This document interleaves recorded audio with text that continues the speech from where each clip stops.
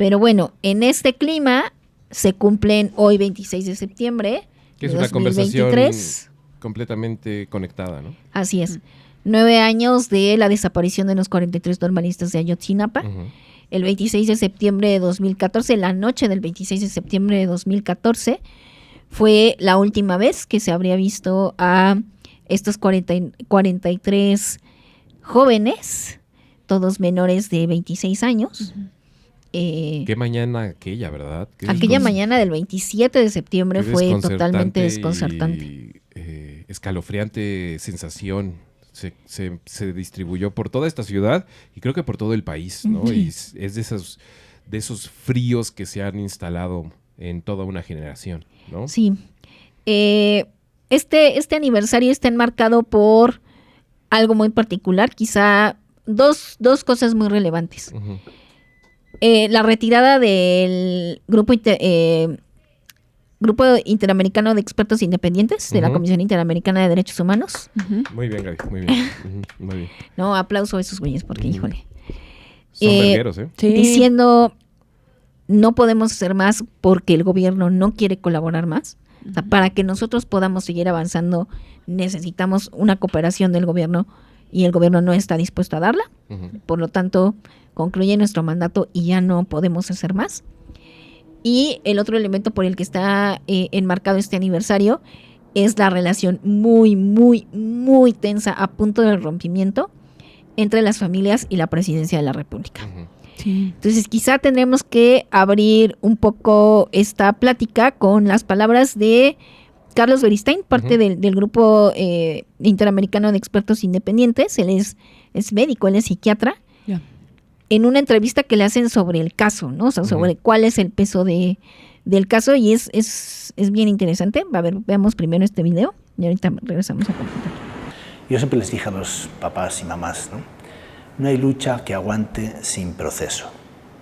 Una lucha no se aguanta solamente con una claridad ideológica, vamos a decir, de a qué se enfrenta uno, organizativa, también cuál es el modelo organizativo más apropiado, sino también hay que cuidar el proceso, ¿no? Hay que cuidar cómo cada quien maneja el dolor, el sufrimiento, el miedo, el estrés. Tenemos que dejarnos tocar por la experiencia de la gente si queremos entender algo de lo que le está pasando y queremos hacer algo que sea realmente constructivo, ¿no? Y construir una relación de confianza con las víctimas. Ese hecho fue determinante. Claro, en todos los familiares desaparecidos, en todas las víctimas de violaciones de derechos humanos, la rabia es una respuesta normal frente a la experiencia anormal. La cuestión es qué se hace con esa rabia, ¿no? Cómo se canaliza esa rabia para que sea constructiva. Creo que hay que tener cuidado con que esa rabia y el malestar no se usen políticamente para otras cosas, ¿no? Nuestros informes, no son solo reportes sobre los hechos, son también herramientas para ellos mismos entender qué ha pasado, ¿no? Y también para tener herramientas para los pasos que hay que dar, ¿no? Nuestros informes no son estáticos, en el sentido de determinan esto pasó, esto es así, ya estuvo. También dan recomendaciones, también proponen caminos, que son formas propositivas, ¿no? De no dejarle a la gente en el lugar del dolor y el sufrimiento, de la injusticia o de la desesperanza, sino proponer cuáles son las vías de salida que eso tiene, ¿no? Eso no es solamente un hecho legal, también es un hecho psicológico determinante, ¿no? Tiene implicaciones emocionales muy importantes, porque si la gente no ve un camino de salida, se va a quedar, digamos, en la impotencia, ¿no? De nuevo en la impotencia. Yo siempre les dije a los papás y mamás, ¿no? Ahora, ¿quién es No hay este lucha señor, que aguante aparte de sin ser un proceso. ícono de la moda y de la virilidad? Una lucha no se aguanta solamente con una Carlos claridad Beristain, ideológica como les decía hace objetiva rato, que se es enfrenta uno un psiquiatra, un organizativa, psicólogo también cuál es el y modelo psiquiatra vasco, Ujú. que ha formado parte de distintas comisiones de la verdad. Pertenece a la Comisión Interamericana de Derechos Humanos. Él estuvo en comisiones de la verdad en Colombia y en Guatemala. Él fue uno de los expertos que estuvo desde el primer momento, desde que se estableció el GIEI. El GIEI empezó con 4 personas, que era Carlos Beristain, Claudia Paz, guatemalteca, Ángela Buitrago, colombiana, y Francisco Cox, chileno. El año pasado, en medio de una despedida bastante dolorosa, Claudia Paz y Francisco Cox dicen, no más, ¿no? No podemos hacer más. Sí. En México. En México. Se rompe el GIEI y se quedan Ángela Buitrago y Carlos Beristain. Carlos Beristain ha sido el más activo mediáticamente. También Ángela Buitrago, pero él es como siempre ha sido como un poco tomó la figura de vocero del grupo. Y todo esto, a mí me parecía importante que viéramos este video porque justo todo lo que menciona que es importante que se cumple en un caso como Ayotzinapa es justo lo que no se está cumpliendo en este momento. Ya. ¿No? Él habla de tenemos que ver a las víctimas, tenemos que tener un contacto humano con las víctimas. Llegamos a estos 9 años de Ayotzinapa con familiares no solamente desgastados y dolidos, sino justo con un sentimiento de impotencia brutal. En mayo concluye el mandato del GIEI. ¿Cómo funciona el GIEI? El GIEI se establece, pero digamos tiene que recibir una invitación del gobierno mexicano y la cooperación, la intención de colaborar del gobierno mexicano. Ya. Eso es temporal. O sea, si tu mandato es de 6 meses, tu mandato es de 1 año, tu mandato es de tanto, y al concluir ese año se puede renovar. De hecho, se renovó 3 veces el mandato del GIEI. Primero se llegó en el sexenio de Cuando Peña dices Nieto. mandato, ¿a qué te refieres? A que pueden estar aquí. ¿A qué pueden estar aquí? Ajá. A que puedan estar aquí, que puedan investigar el caso y que van a recibir la colaboración del gobierno mexicano. Ellos estuvieron en el sexenio de Peña Nieto. Tuvieron roces muy importantes con el gobierno de Peña Nieto, sobre todo cuando comprobaron que la verdad histórica no era posible. Y hubo una ruptura ahí importante porque el gobierno de Peña Nieto los engaña para hacer un tercer peritaje en el río en el basurero de Cocula, donde supuestamente encontraron los restos de 2 normalistas, y les dicen, no vamos a hacer público esto, y dejan a Carlos Beristain en el hotel, y en el piso de abajo hacen una conferencia de prensa a sus espaldas. ¿En serio? Entonces hay ahí Literalmente a sus espaldas. una rispidez, y concluye. Y después con el gobierno de López Obrador los vuelve a invitar, y es que llegan otra vez. Publican un 6º informe antes de finalizar este mandato, a petición de los padres, que los papás dicen, bueno, si ya se van y no van a poder regresar, publiquen lo que tengan. Claro. Ellos el grupo de expertos independientes ha hecho descubrimientos como, ojo, no eran 4 camiones, eran 5. Ojo, el 5º camión podría ser utilizado para trasiego de droga. Ojo, no es posible lo del basurero de Cocula, por lo tanto no se sostiene la verdad histórica. Y algo que dijeron desde el principio es, ojo con los batallones del ejército que estaban activos esa noche en Iguala. En este último informe, cosas relevantes que salen es que encontraron una comunicación incompleta en los documentos que entrega el ejército, donde se evidencia que el ejército, a través del famoso software Pegasus, habría espiado a grupos, a integrantes de Guerreros Unidos, pero también a abogados, a los papás y a las mamás de los normalistas, es decir, después del ataque, pero que distintos niveles de gobierno habrían sabido perfectamente lo que les pasó a los normalistas, lo que les estaba pasando antes, durante y después del ataque. Y una de las comunicaciones que encuentran es que una comunicación entre un general del ejército y el famoso Gil, líder de derechos de Guerreros Unidos, en que el general le dice al Gil, tengo aquí a 17 de los 43, y acuerda con él entregárselos en un punto. Pero hagan de cuenta que es la página 3. Entonces dice y es una narración que no concluye. Entonces lo encuentra el GIEI y dice, si es la 3, quiere decir que hay una 2, y como está incompleta, hay una 4. ¿Dónde están? Y cuando le preguntan al ejército, dice, no, es que esa comunicación no existe.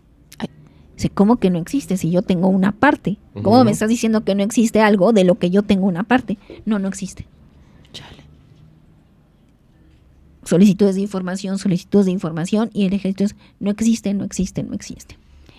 Eso se ve acompañado también, que aparte además... no es una grabación, es una transcripción. Él Además del grupo de expertos independientes, se establece una comisión de la verdad para el caso Ayotzinapa. Ellos empiezan a investigar. Esto es importante porque esa comisión estuvo integrada, o la unidad de investigación también estuvo integrada por quien fuera secretario técnico del GIEI. Es decir, alguien que desde el principio trabajó con el GIEI, después fue el fiscal encargado de investigar el caso. Él también presenta un caso que orientaba al ejército, no a que el ejército fuera culpable. Decía, el ejército tuvo conocimiento de lo que pasó esa noche, de lo que estaba pasando antes y de lo que pasó después. Ujú. El ejército sabía y el ejército tiene pruebas que nos pueden decir dónde están. No que están en ese batallón, sino qué pasó con los muchachos. Ok.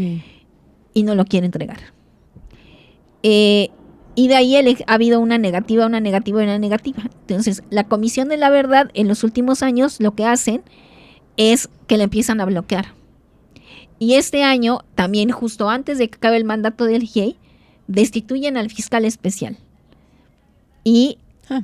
O sea, Alejandro ya estamos hablando Encinas...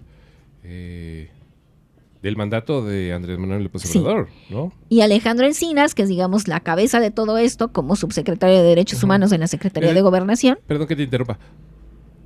De todo esto que nos has descrito, de todo este proceso, ¿en dónde empieza la participación de esta famosa cuarta transformación? Cuando se establece Ujú. la Comisión de la Verdad. Ok. Ya. O sea, Andrés A Manuel partir de López... ese punto, estamos hablando de 4T. la gestión de Andrés Manuel López Obrador. Andrés Manuel López Obrador toma posesión en diciembre de 2018. Ujú. En septiembre de 2018, justo en el aniversario de la desaparición, Ujú. Andrés Manuel López Obrador se reúne con las familias y les promete la instauración de la Comisión de la Verdad. Ujú. Y la Comisión de la Verdad se instaura en 2019. Y también la Unidad Especial de Investigación. Ujú. Se destituye al fiscal, el fiscal además tiene que salir del país porque es perseguido, etcétera, etcétera, etcétera. Y entonces, desde la Secretaría de Gobernación, se empieza a instaurar una narrativa paralela que que empieza como a acomodar las pruebas del GIEI. Entonces dice, sí, había comunicaciones, pero mira, en realidad son unos pantallazos, unos capturas de pantalla Ujú. de los celulares de los integrantes de Guerreros Unidos, en que decían, sí, se los entregué y los matamos. Así, ¿y dónde está la conversación completa?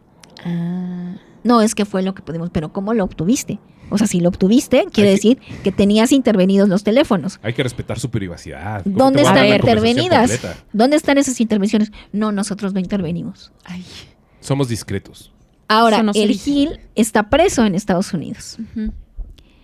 El día de ayer, bueno, desde la semana pasada, las familias tuvieron una reunión con Andrés Manuel López Obrador, Ujú. porque desde que se retire el GIEI, las familias dicen, lo único que queremos es que se cumplan las recomendaciones del GIEI. Ujú. Y el GIEI dice, esto se tiene que saber, estos documentos se tienen que hacer públicos. Entonces, la insistencia de los papás es que el ejército entregue los documentos. Esa es parte de las recomendaciones del GIEI. Sí. El miércoles que se reúnen con el presidente dice, doy instrucciones para que se cumplan las peticiones de los padres y las madres. Ujú.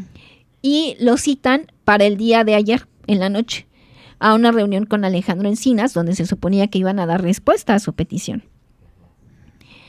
La noche de anoche... Que aparte es una reunión que se ha pospuesto y se ha reprogramado y se ha replanteado una y otra vez, ¿no? ¿Es la primera Sí. vez que se junta con No. los padres? No, ha tenido reuniones periódicas. Ujú. Pero digamos, había sido como de, ok, ahí vamos viendo, encontraron los restos de 2 normalistas más, Ujú. pero digamos, el tope siempre ha sido la publicación de estos papeles, la transparentación de estos papeles. Y entonces se reúnen anoche y ya no se reúnen con el presidente, sino se reúnen con Alejandro Encinas, con Luis Alcalde, secretaria de Gobernación, Ujú. y con Rosa Isela Rodríguez, en representación de Luis Crescencio Sandoval, el secretario de la Sedena. Ujú. Y leen una carta de Andrés Manuel López Obrador, donde dicen, pues aquí está, con esto damos por cumplida su solicitud. Ok. Y ya no es ni siquiera, evidentemente no son los documentos solicitados, sino es un reporte que Alejandro Encinas dice que elaboró la Secretaría de Gobernación con todas las narrativas que se parece mucho a la verdad histórica. Que es otra vez, entre los muchachos había un infiltrado que estaba, o uno o varios infiltrados que estaban vinculados a Guerreros Unidos y que por eso el cártel los mató. También resultó que había infiltrados del ejército, ¿no? Esa es otra prueba que pone el GIEI. Uno de los normalistas era en realidad un militar que estaba infiltrado en la Normal para reportar las actividades de la escuela. Y se supone que por protocolo, en el momento en que dejaron de tener contacto y que estaba reportado como desaparecido, el ejército tendría que haber ido a buscarlo. El ejército acepta que era parte de su personal, pero dice, no, pues yo no sé qué fue de él. Oye, ¿y por qué no lo buscas? No, pues porque se perdió, ¿no? Es de muy feo carácter. Y la respuesta de ayer oigan, ¿y qué onda otra vez con las capturas de pantalla? De esto ya lo habíamos descartado. ¿Qué onda con la comunicación del GIL y el general? Y la respuesta de Rosa Isela Rodríguez, vocera o representante de el secretario de la Sedena, es pregúntenle al GIL. Chale. Así de, vamos a preguntarle al GIL, así de, ok, entonces tú me estás diciendo que le pregunte al espiado por una comunicación que tú espiaste.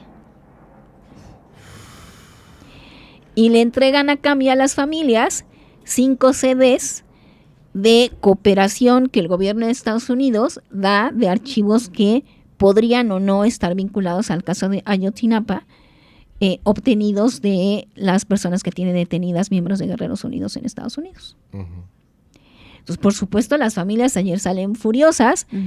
Quien dio declaraciones fue Vidulfo Rosales, uno de los abogados abogado de una de las familias, que dice, pues es que esto otra vez... ¿No es el abogado de todas las familias? No, de algunas. Mira, lo tenía ubicado como el abogado de todas las familias. Tienen 2 representantes. Uno los representa Tlachinolan, el Centro Tlachinolan, y otro el Centro PRO, Centro Agustín PRO. Y Vidulfo Rosales dice, esto se parece mucho más a la verdad histórica.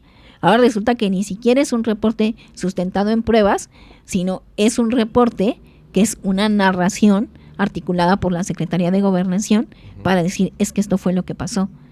Y la carta del presidente validando con esto damos por cumplida su solicitud.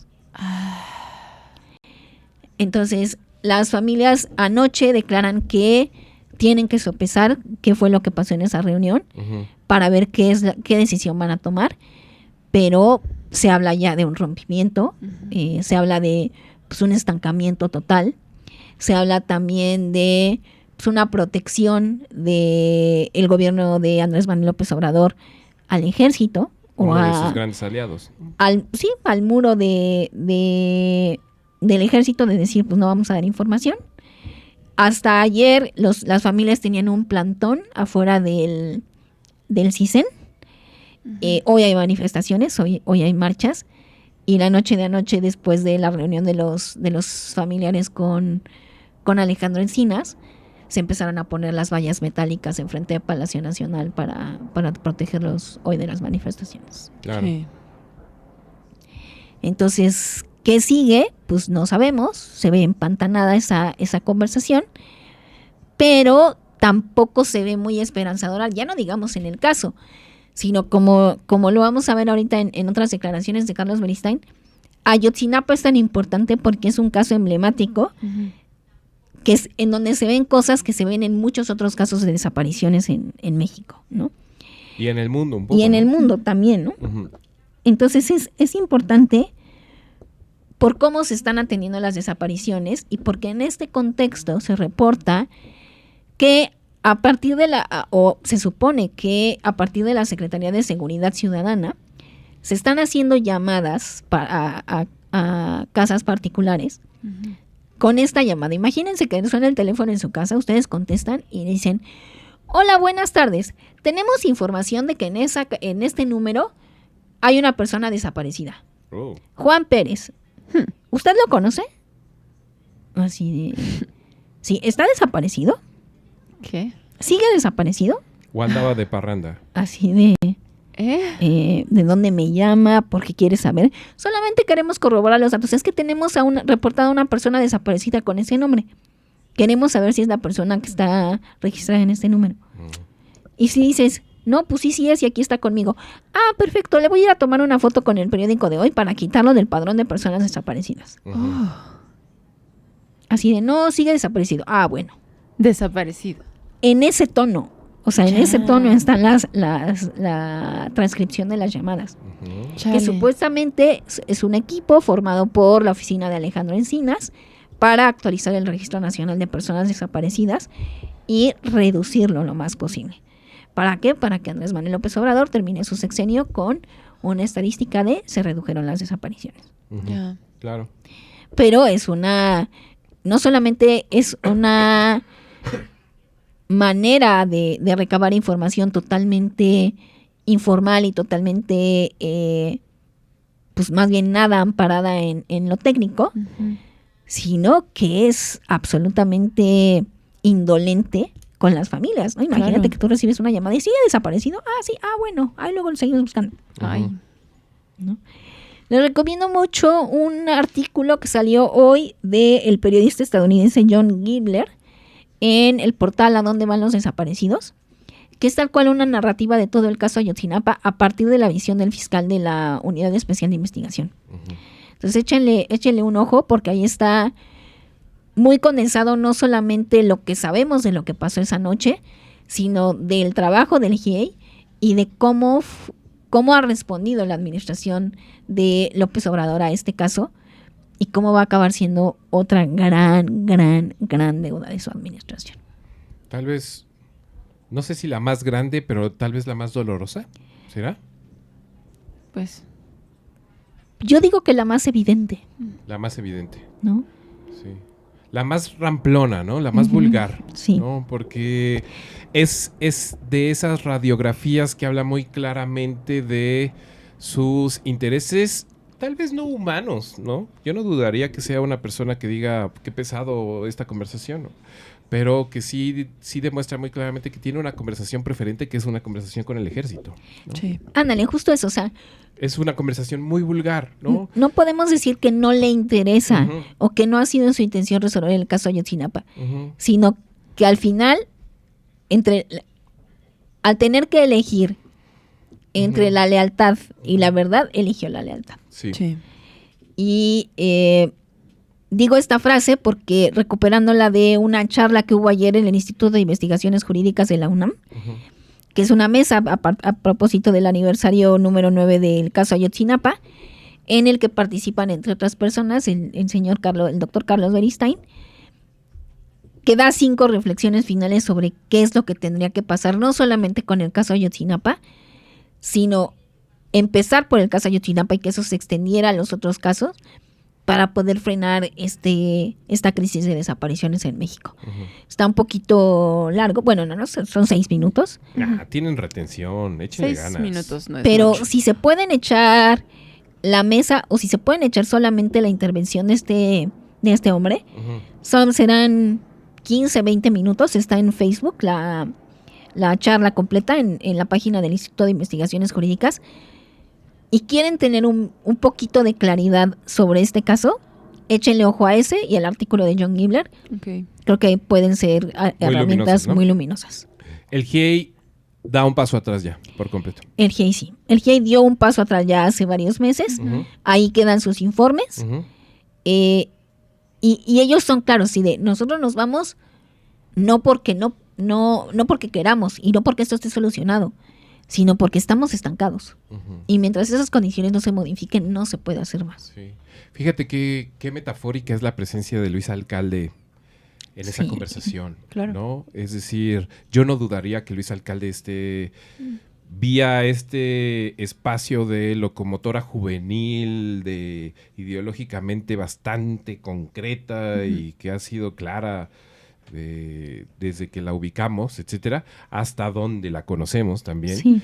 Qué difícil debe ser salir de estas conversaciones de, pues básicamente, la facultad, porque tiene 30 Pico de años, 30 y pico de años. 39 por ahí. Y de repente estar en una mesa con los 40, con las familias de los 43, a los cuales seguramente has mencionado en una marcha tras otra marcha, tras otra marcha, y de repente sabes que estás ahí para decirles que hemos terminado con esta conversación y que el ejército no tiene nada más que mencionar al respecto, ¿no? Debe ser durísimo, debe ser muy descorazonador, pero también es muy descriptivo de este lugar de la política mexicana, Sí. ¿no? Es decir,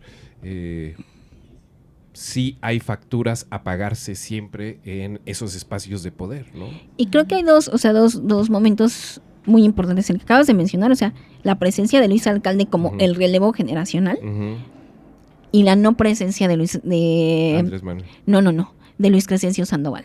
Ya. Del militar. O sea, no solamente es una reunión donde se dio un golpe sobre la mesa para decir el ejército es aquí en privilegio, Uy. sino se demostró porque el secretario de la Sedena ni siquiera se presentó. Claro.